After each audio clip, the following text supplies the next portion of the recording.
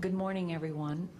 My name is Donna Hare, and I worked at Philco Ford Aerospace from 1967 to 1981. During that time, I was a design illustrator, draftsman. I did the launch slides and landing slides, and also projection plotting boards, lunar maps for NASA.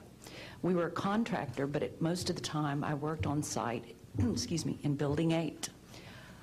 I had the opportunity to do extra work during downtime, which was between missions, and I walked into a photo lab, which was the NASA lab, across the hallway. I had a secret clearance, which is not that high, but I was able to go into restricted areas, which this was. At the time, I was talking to one of the techs in there, and he drew my attention to a photograph, a NASA photograph.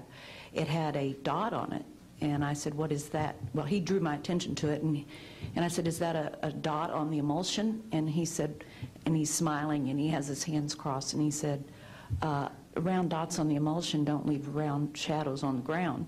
And this was an aerial photograph of the Earth, I'm assuming the Earth, because it had pine trees on it, and the shadows of the craft, or whatever it was, were in the same angle as the trees. And by its very nature, UFO, and I wanted to clarify that to a gentleman that was talking to me, means unidentified. So I did not know what this was. But I realized at this point that it's very secret, that it was kept secret, because I asked him, "What are you going to do with this piece of information?" And he said, "We always airbrush these out before we sell them to the public." So they're pesky little creatures appearing on this photograph they wanted to get rid of. After that, I decided I would ask questions to other people that work there. And I found that I had to ask them away from the site and not on site. A guard told me that he was asked to burn some photographs and not to look at them.